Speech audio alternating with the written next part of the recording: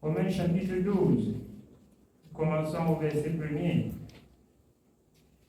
Je vous exhorte donc, frères, par les compassions de Dieu, à offrir vos corps comme un sacrifice vivant, saint, agréable à Dieu, ce qui sera de votre part un culte raisonnable.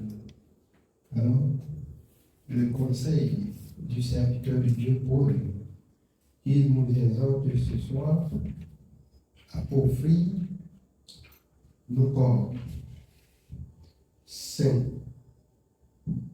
ce qui est agréable, ce qui est nécessaire, ce qui est bon pour Dieu. En conclusion, Dieu n'a pas besoin que vous lui offrez des vains sacrifices. Le sacrifice qu'il veut, c'est qu'on utilise le corps dans la sainteté pour le servir, dans l'honnêteté, dans la vérité, dans la justice. Et je vais encore vous dire ce soir que ce message est combattu dans tout le monde entier. Je précise encore et je vous rappelle encore, selon ce que le bien-aimé est rentré le chant avec. Quand l'officier qui a enquêté pour les documents de l'Église, quand il dit, tu sais, vous êtes spécial, on ne vous trouve pas, c'est difficile, vous êtes spécial. Et c'est pour cette raison que vous pouvez avoir beaucoup de problèmes. Vous vivez tel que c'est écrit, alors que le monde dit. Plusieurs fois, la dernière fois, il m'a fait appel pour avoir la connaissance quand l'un de ses amis lui a posé des questions. Il était bloqué. Quand il lui a répondu, il a dit, ça, j'ai dit, c'est le Saint-Esprit. Alors, afin que vous compreniez pourquoi le Seigneur dit dans 1 Corinthiens, alors, le Saint-Esprit, l'Esprit de l'Éternel sonde les profondeurs de l'Éternel. De même que l'Esprit de l'homme en lui-même, sonde les profondeurs de l'homme. Ton esprit en quoi connaît? Et elle peut planifier ce qu'elle va faire après que nous allons finir. Si Dieu veut, il peut me donner de connaître. S'il ne veut pas, ça va rester caché. Même si tu as dit qu'après ça, la parole là qui prêche là, il faut qu'après ça, je lui frappe le boudin. Alors, le Seigneur peut me révéler, comme il peut me cacher, et ton cœur reste avec ton âme qui connaît. Voilà l'esprit de l'homme qui sonde les profondeurs de l'homme. Mais l'esprit de Dieu qui sonde les profondeurs de Dieu et qui conduit l'homme dans les profondeurs de Dieu selon 1 Corinthiens 2. Alors, c'est pourquoi le Seigneur vous a fait la promesse du Saint-Esprit et vous a accordé son Saint-Esprit pour vous conduire dans les profondeurs de sa parole. Car sans le Saint-Esprit, nous ne pouvons rien. Mais l'État dit dans son ignorance que c'est quand quelqu'un a un doctorat qui peut être pasteur. Mais je voudrais, bien qu'on ne contredit pas l'État, mais dit montrer l'ignorance de l'État. Parce que nous avons eu affaire avec un docteur, avec le Seigneur Jésus-Christ, qui n'a rien compris de ce que l'Esprit parle. Dans Jean 3. C'est pas ça? Avec qui? Avec Nicodème, un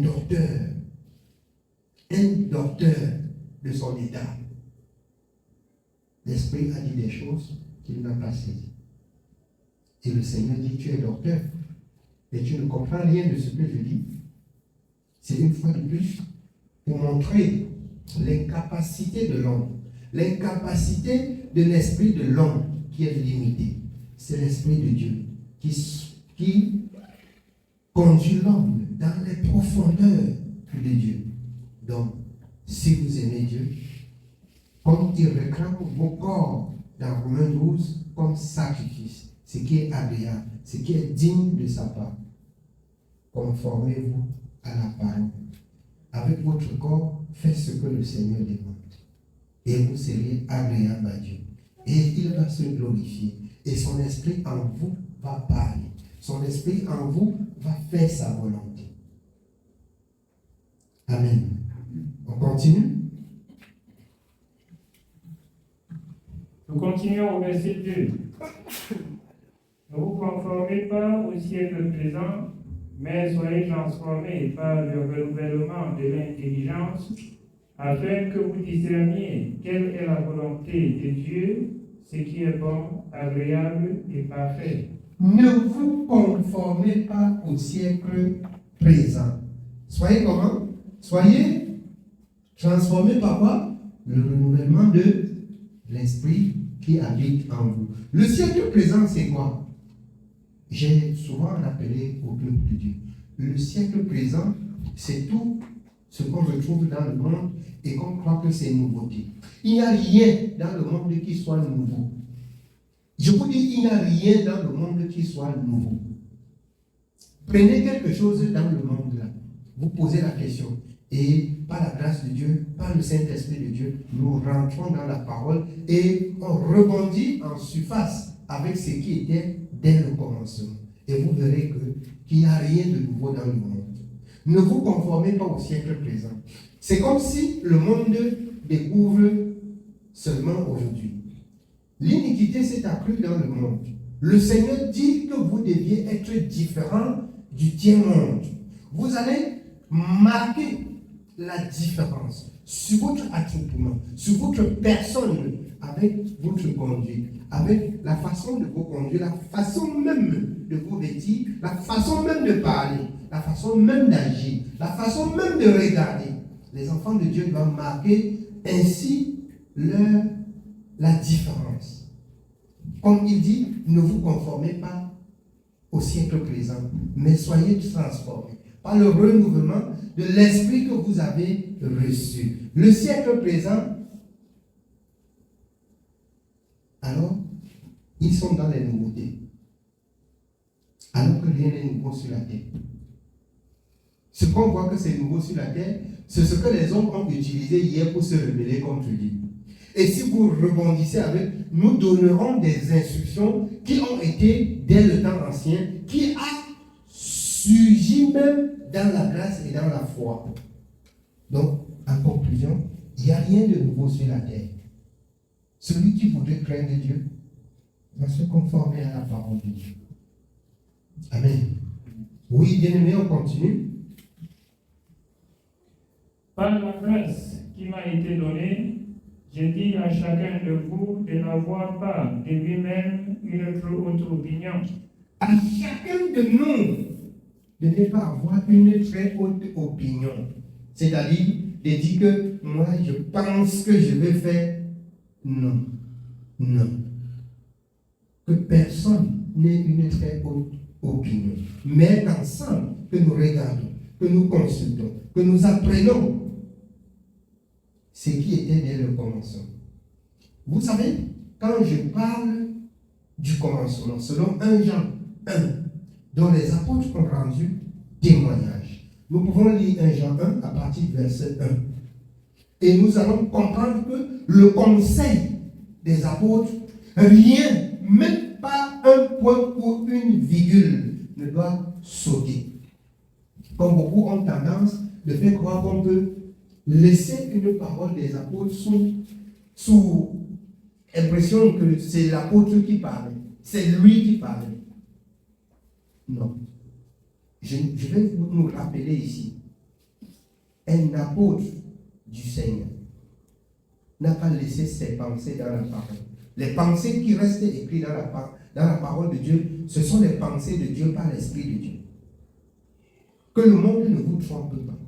Que le monde ne vous séduise pas. Ce qui n'a pas été utile ne se trouve pas dans cette parole. Ce qui n'a pas été utile ne se trouve pas dans cette parole. Tout ce qui est dans cette parole reste utile pour le croyant. Amen. Amen. Oui, lisez pour nous Jean 1. Premier épître de Jean, chapitre 1. Nous commençons au verset 1. Ce qui était dès le commencement, ce que nous avons entendu, ce que nous avons vu de nos yeux, ce que nous avons contemplé et que nos mains ont touché concernant la parole de vie, car la vie a été manifestée et nous l'avons vue et nous lui rendons témoignage. Et nous vous annonçons la vie éternelle qui était auprès du Père et qui nous a été manifestée. Ce que nous avons vu et entendu, nous vous l'annonçons à vous aussi, afin que vous aussi vous soyez en communion avec nous. Or, notre communion est avec le Père et avec son Fils Jésus-Christ. Et nous écrivons ces choses afin que notre joie soit parfaite. La nouvelle que nous avons apprise de lui et que nous vous annonçons, c'est que Dieu est lumière et qu'il n'y a point en lui de ténèbres. Amen. La nouvelle qu'ils ont apprise de Dieu, c'est qu'il est lumière et qu'il n'y a point en lui des ténèbres. Tout ce qu'ils disent, ce qu'ils nous annoncent, c'est ce qu'ils ont vu, c'est ce qu'ils ont touché, c'est ce qu'ils ont contemplé. Afin que personne ne dise que c'était la pensée de l'apôtre Paul, c'était la pensée de Pierre, c'était la pensée de tel autre apôtre. Non. Ils n'ont transmis que ce qu'ils ont reçu auprès du Seigneur. Nous rentrons dans le livre de Romains. Ne nous conformons pas au siècle présent. Le siècle présent a été dès le commencement. Et c'est pour ça que Dieu a donné des instructions. A envoyé Jésus. Jésus choisit des apôtres et les a instruits. Les apôtres nous annoncent la parole pour nous exhorter comment nous conduire et arriver à Christ. C'est ce témoignage dont il est question. Amen. Oui, on continue. Nous continuons dans Romains chapitre 12 au verset 3. Par la grâce qui m'a été donnée, je dis à chacun de vous de n'avoir pas de lui-même une trop haute opinion, mais de revêtir des sentiments modestes selon la mesure de foi que Dieu a départie à chacun. Car, comme nous avons plusieurs membres dans un seul corps et que tous les membres n'ont pas la même fonction, ainsi, nous qui sommes plusieurs, nous formons un seul corps en Christ et nous sommes tous membres les uns des autres. Puisque nous avons des dons différents, selon la grâce qui nous a été accordée, que celui qui a le don de prophétie l'exerce selon l'analogie de la foi. Que celui qui est appelé au ministère s'attache à son ministère. Que celui qui enseigne s'attache à son enseignement. Et celui qui exhorte à l'exhortation. Amen. Voilà pourquoi j'exhorte souvent le peuple de Dieu de ne pas avoir des légèretés. Quoi que tu fasses, si c'est même laver les pieds, si c'est même laver la serviette qu'on est sur les mains, faites-le avec des bonnes dispositions. Jusqu'au sol, jusqu'à l'assiette avec lequel on mange. Tout ce qui concerne l'œuvre de Dieu, faites-le avec des très bonnes dispositions. Chaque chose pour le service de Dieu est un ministère. Ce que nous devons comprendre, nous avons des dons différents. Nous avons des dons différents. Alors, quelqu'un rendait témoignage que, à la sœur, que toi qui enregistres, tu partages, tout le monde écoute. Sache que tu prêches la bonne nouvelle. C'est là même un ministère. Si tu le fais, fais sans oublier que les secondes ne passent et que tu n'arrives à envoyer aux gens. Il faut être vraiment disposé. Et cherche à ce que le message soit filtré pour que chaque personne qui veut écouter le message entende bien ce qu'on explique dans le message. Donc, que chacun remplisse des fonctions qui lui est données ou qu'il arrive à le faire dans la maison de Dieu avec amour, avec droiture, avec justice. Que chacun remplisse selon la force que Dieu lui donne. Amen. Oui, bien aimé, on continue. Nous continuons au verset 8.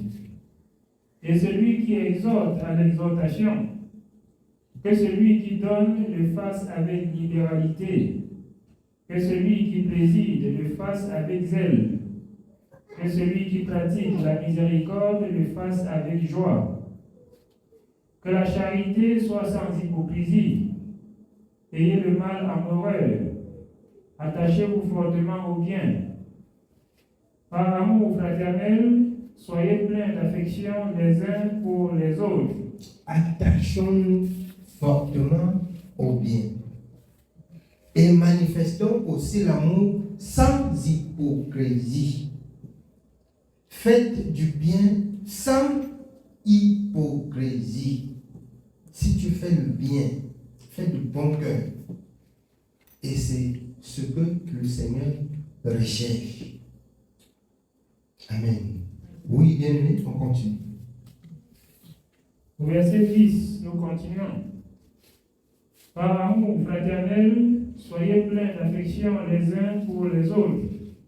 Par honneur, usez de prévenance réciproque. Ayez du zèle et non de la paresse. Soyez fervents d'esprit. Servez le Seigneur. Réjouissez-vous en espérance. Soyez patients dans l'affliction. Persévérez dans la prière. Pourvoyez aux besoins des saints. Exercez l'hospitalité. Bénissez ceux qui vous persécutent. Bénissez et ne maudissez pas. Réjouissez-vous avec ceux qui se réjouissent. Pleurez avec ceux qui pleurent. Ayez les mêmes sentiments les uns envers les autres. N'aspirez pas à ce qui est élevé, mais laissez-vous attirer par ce qui est humble. Ne soyez point sages à vos propres yeux. Ne rendez à personne le mal pour le mal. Recherchez ce qui est bien devant tous les hommes. S'il est possible, autant que cela dépende de vous, soyez en paix avec tous les hommes. Ne vous vengez point vous-même, bien-aimés, mais laissez agir la colère, car il est écrit, « À moi la vengeance, à moi la rétribution, dit le Seigneur. » Mais si ton ennemi a faim, donne-lui à manger. S'il a soif, donne-lui à boire, car en agissant ainsi, ce sont des charbons ardents que tu amasseras sur sa tête. Ne te laisse pas vaincre par le mal, mais surmonte le mal par le bien. Amen. Amen. Que le Seigneur nous bénisse. C'est le message de ce soir.